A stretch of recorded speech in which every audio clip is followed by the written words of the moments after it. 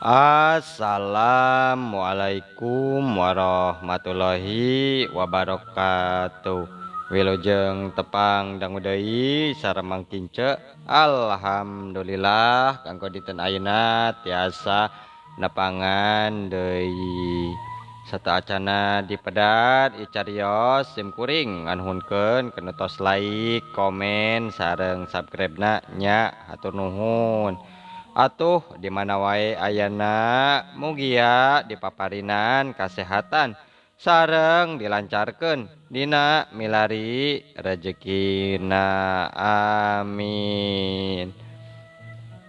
Masih nyarioskeun muja ka siluman begu bagian ka tilunya ye karya Mang Nyalira sanaos basajan oge mudah-mudahan janten hiburan.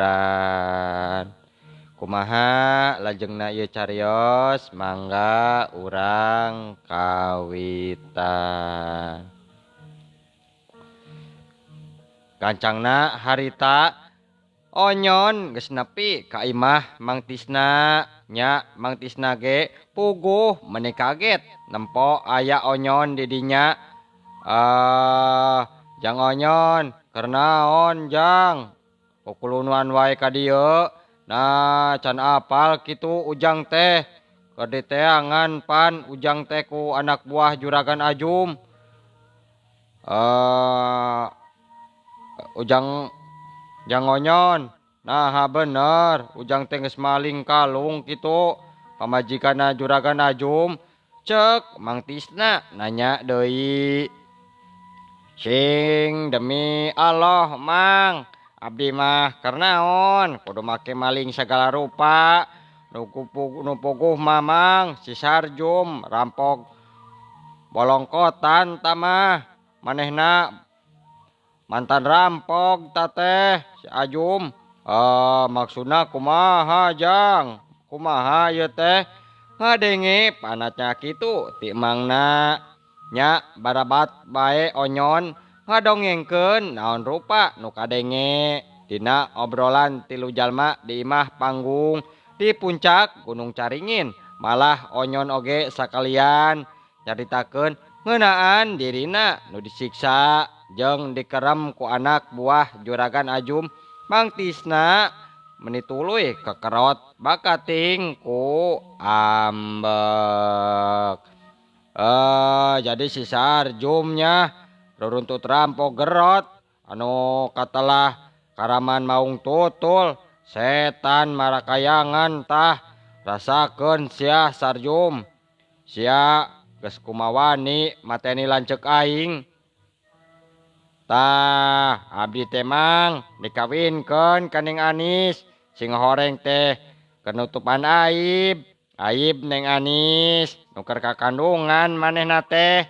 Jadi dina waktu ayeuna Neng Anis ngalahirkeun masyarakat teh moal curiga Mang.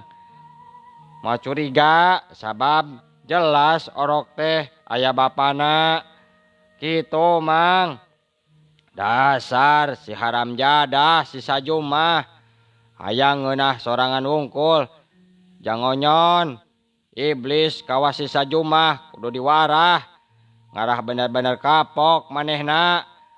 Mending nganggap pisan remeh ka nulian teh. Mangkeluk naon tah nu kitu teh jang. Nya Mang sok we atuh gembleng kuring teh ku Mang kitu digembleng sarua Mang. Kuring teh hayang ngayakeun balitungan jeung si Sarjum teh Mang. Si Sarjum geus kumawani geuning ngala nyawa bapa, geus wani mitnah kuring maling kalung Mang. Cek onyon tapi Mang Tisna oge ngarti jeung unggut-unggutan antuk nama onyon teh dititah mutih jeung puasa mati geni ku Mang Tisna. Saenggeus kitu mah naon wae rupa ilmu pangaweruh Mang Tisna teh dipindahkeun wae ka onyon.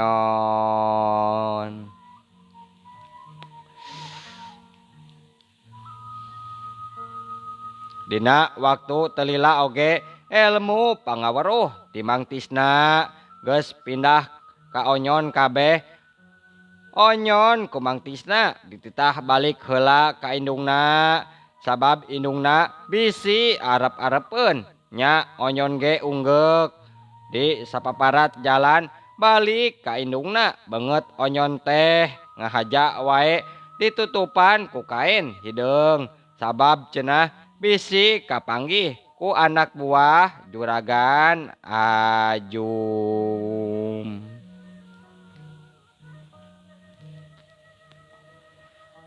Indung Onyon menik gogodeg basa Onyon teh tuluy nyaritakeun ngeunaan Rajapati nu kaalaman ku bapana.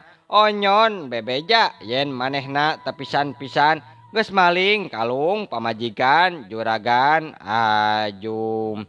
Jadi kieu mak kuring teh ampun paralun mak komo maling kalung pamajikan juragan Ajum mah atuh ngeunaan manehna disiksa jeung dikerem ku anak buah.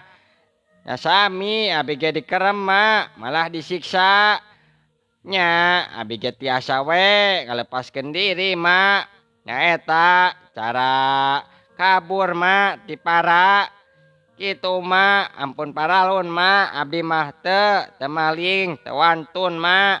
Najan abi jalmi teu gaduh ge mak alim pisan ari kudu pulang paling mama. Heueuh jang dasar jelma durjana si Ajum teh kudu aya nu ngawarah atuh jang. Meh sadar yen kalakuannya teh salila ieu teh salah. Tah mohon mak kumargi kitu abdi teh ayeuna teh bade nyuhunkeun widi wae ka emak. Abdi baris ngawarah wae si Sajum mak. Cek odang cek Onyon indungna unggek nya pasosore hawar-hawar kadenge sora nu tahlil. Onyon melong ka indungna pok nanya, mak nu maot saha mak bat kadenge aya nu tahlil kitu mak saha mak. Yih Sujang apanan Majaih atuh indungna Ajat kamari ngadadak maot eta teh. Majaih maot mak. Innalillahi wa inna ilaihi rajiun. Duh mak telat atuh. Uing halangan maksud si Ajat tek muja. Hah ieu mah geus jelas pasti Majaih geus ditumbalkeun ka alatan kabodohan si Ajat.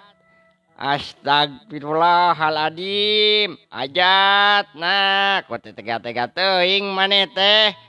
Cek Onyon bari ngusap beungeut. Masyarakat mah marukana Majaih teh alabatan gering maotna padahal mah geus jadi tumbal kabodohan si Ajat. Onyon bati nyegruk wae ceurik di hareupeun kuburan Majaih.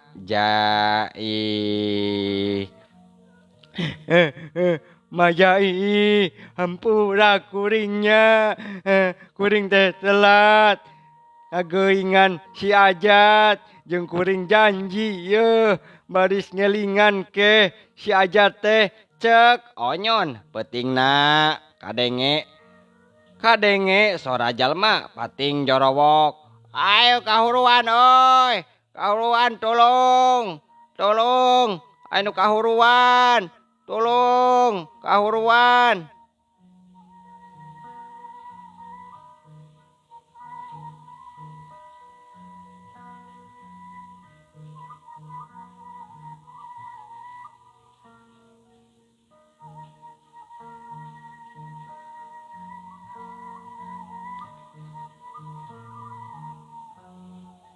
Nya saha imah nanu kahuruan kitu nya.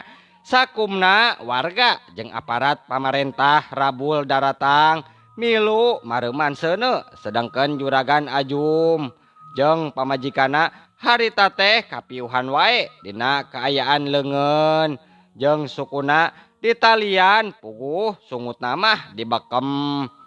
ningali kitu mah Pak RT kaayaan Juragan Ajum jeung pamajikana kapiuhan gancang ngagorowok ka warga minta tulung sangkan Juragan Ajum jeung pamajikana gancang disalametkeun nya alhamdulillah Juragan Ajum jeung pamajikana bisa disalametkeun di imah ketua RW. Seuneu nu tadina ngababela geus parem ayeuna mah Juragan Ajum jeung pamajikana geus lila tes tuluy sadar gorowok harita teh tuluy Juragan Ajum ngagorowok. Tolong aya rampok tolong oi. Tolong imah aing karampogan ya tolong. Cenah sedengkeun pamajikan Juragan Ajum mah tuluy wae jejeritan ari Mang Sarip salaku kokorot lembur tuluy wae marancahan ku cai herang kana gelas terus diinumkeun ka Juragan Ajum nya geus kitu mah alhamdulillah Juragan Ajum teh teu gogorowokan deui kitu deui pamajikanna teu jejeritan deui.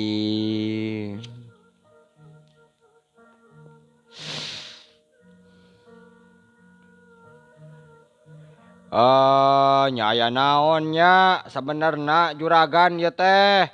Tuh tinggal bumi Juragan seep kitu teka puluk dihakan ku seuneu cing atuh dongengkeun kumaha jeung aya naon ieu teh. Oh puguh wae ya Pak RT aya garong ieu teh. Lamun garong biasa mah kukuring ge bisa dirubuhkeun Pak RT. Ieu mah garongna teh sakti deui sabab nu tadina ngan 3 urang ngadadak jadi lobaan Pak RT sabab tiap hiji garong jirimna nambahan jadi 10 kali lipat. Tah garong teh ngararad wae sakabeh harta banda nu aya di imah kuring. Pamajikan kuring harita digadabah ku 3 garong tah. Atuh Neng Anis ge diculik karunya tulungan Pak RT tulungan Neng Anis. Duh wahara pisannya garong teh jigana mah sanggeus ngararad harta banda ngagadabah pamajikan Juragan Ajum kituna teh nyulik Neng Anisnya. Komplotan garong ti mana atuh tetenya jeung apaleun deui ngaduruk imah Juragan Ajum cek Pak RT nu lain mah terus anu geuk nya kitu jigana mah Pak RT cing atuh kuring teh bingung ye kumaha carana neangan Neng Anis nu diculik. Kieu atuh kieu ya parihal Neng Anis mah apan aya onyon teh pan salakina lain. Atuh susulan wae jang onyonna ka dieu jeung bejaan kitu. Neng Anis aya nu nyulik kitu buru ka ditu. Nya apanan jang onyon taya di lembur cenah Pak RT sabab keur kakaburan manehna teh katohyan tuda maling kalung pun bojo tuh onyon teh doh. Tapi abdi sonten teh tinggal jang onyon aya di bumi nak. Tah lamun kitu mah gada susulan wae atuh jang onyon teh ka dieu burukeun. Tak kudu disusul Pak. Ya kuring ti tadi geus aya di dieu. Malah apanan sami milu mareuman seuneu sagala perkara nulungan Neng Anis memang atos kewajiban kuring Pak salaku salakina. Tapi kuring teh bingung ieu teh. Nah kedah ka mana neangan Neng Anis teh nya cek onyon Juragan Ajum meuni colohok ngadenge omongan onyon kitu teh pok harita nya rita. Jangonyon, komplotan garong, nu ngaranjah imah bapa teh yeuh. Jigana mah kalaman macan tutul. Sabab bapa apal kana cirina tah teh jang. Nu marake teregos, warna belang tah kitu sugan. Eta oge pan komplotan maneh. Nu dihianat ku si Ajum sia. Ajum, hianat wae tuda. Wayahna we lah, ayeuna mah rasakeun wae.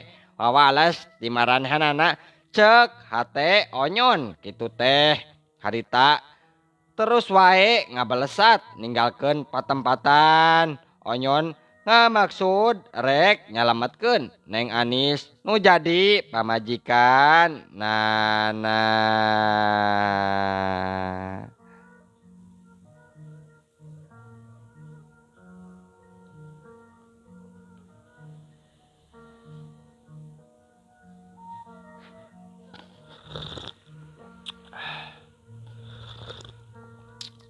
Seger.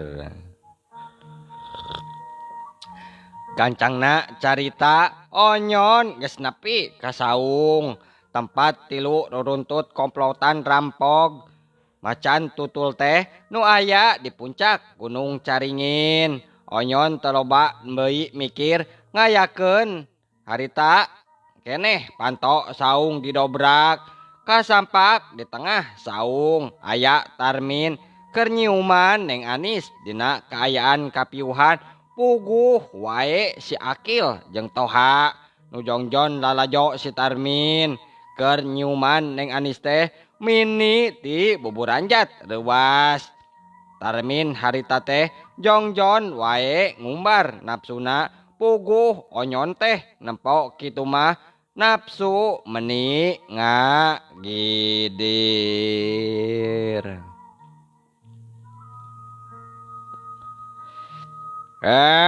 Iblis bungklekan maneh teh hei. Atau ngarurujit pamajikan aing sia. Lepaskeun deuleu. Lepaskeun. Lamun hayang teh dikirim ka neraka sia ku aing. Lepaskeun pamajikan aing teh euy. Lepaskeun. Cek onyon bari sebrut narajang ka Tarmin. Akil nempo Tarmin dina ancaman bahaya kitu mah. Nya manehna rikat nahan panarajang onyon. Setan sia kurang ajar. Saha sia teh hah? Datang-datang jol ngaruksak imah batur oi. Sada oi. Bodaran dulu untuk ditanya doi. Hahaha. Aing ye onyon suronyon salaki Neng Anis. Aing teh yeuh ayeuna rek ngayakeun balitungan jeung maneh. Kituna teh bari ngan sakilat ngahanca beungeut. Beungeut Agil goak, Akil ngagoak. Toha barang nempo Akil ngagoak teh teungeu ngalobakeun catur langsung narajang ka onyon dina kacepatan nu pohara. Onyon ngan sakilat ngahanca dada Toha atuh jebrot habek goak. Toha ge ngagoak bakating ku ngarasa nyeri jeung panas dina lebah dana. Aduh jadol teh saha sia teh hah? Batuknya.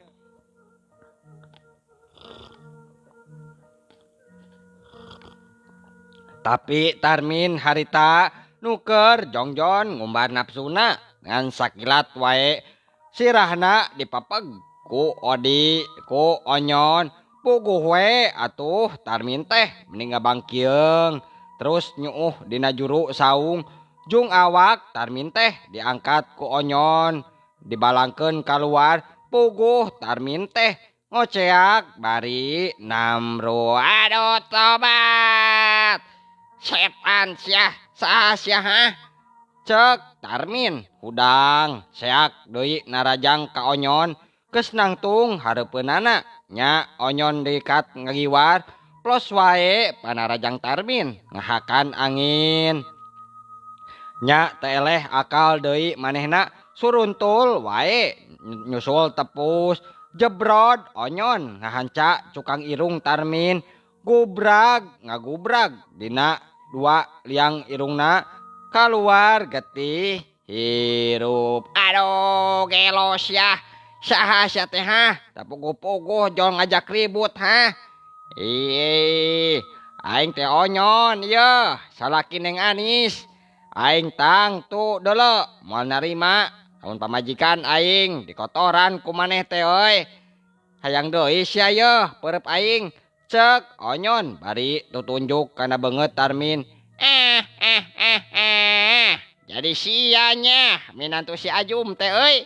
Lamun kitu mah kabeneran deuleu. Sakalian ku aing wang podaran wae yeuh. Sor ka dieu atuh iblis bungkeukan. Podaran aing we ari bisa mah.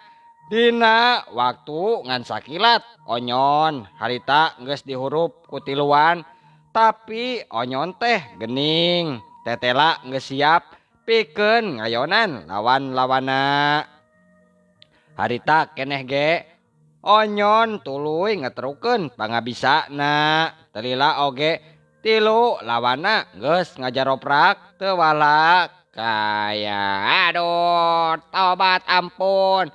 Ampun Jang Onyon, ampun. Kami teh rumasa yeuh geus ngaliwat, geus rek ngagadabah ka Neng Anis. Ampun, ampun, ampun. Hampura kami Jang Onyon. Kitu cek Tarmin jeung batur-baturna. Heg ku aing marane dihampura tapi aya syaratna ieu teh. Maraneh tiluan mimiti ti ayeuna kudu ninggalkeun yeuh pagawean goreng jeung ngarugikeun batur ieu teh. Cek onyon Tarmin ngadenge kitu teh arunggeuk saenggeus kitu onyon tuluy asup tuluy ngusap beungeut Neng Anis. Korejat Neng Anis rejat. Neng Anisnya karunya menuju ka kandungan cenah di. Aya wae nya Neng Anis.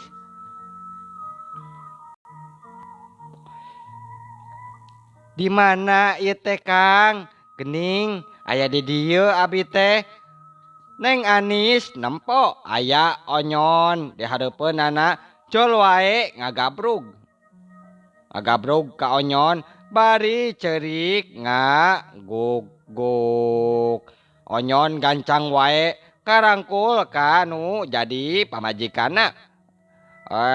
Tong salempang geulis, entong salempangnya. Salira alhamdulillah tos salamet dina balai. Tos salamet ayeuna mah hatur nuhun Kang Onyon.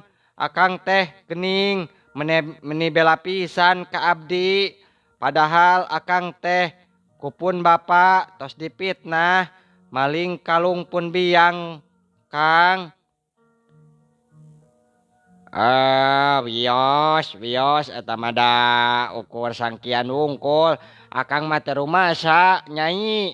Teu rumasa pulang paling mah teu wantun deui. Akang ge ngarti masalah eta mah tos atuh ulah diemut-emut teuing nya. Cek onyon unggut-unggutan saenggeus kitu mah onyon mawa balik wae Neng Anis. Sedengkeun Tarmin sabatur-baturna mah harita teh hayang milu ka onyon. Maranehna hayang hijrah. Hijrah tina salah jadi bener. Hayang diaping dijaring ku onyon nya onyon teh atoh nu aya.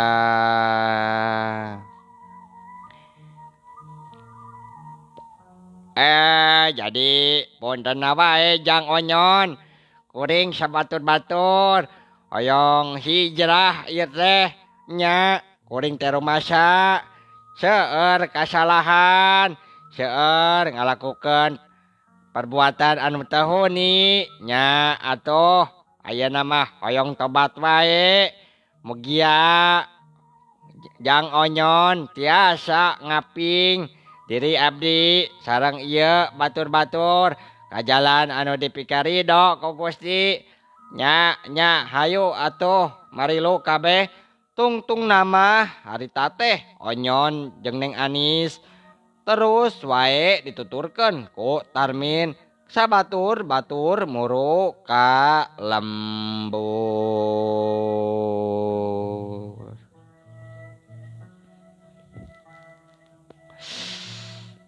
Gancangna carita Onyon sapara kanca geus nepi ka imah Biium.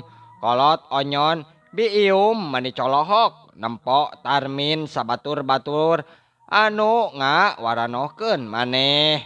Onyon surti barabat wae nyaritakeun saha-sahana ari Tarmin sabatur-batur nyaho kitu teh Biium terus unggut-unggutan sareng waktosna seepnya. Duh ieu mah muhun.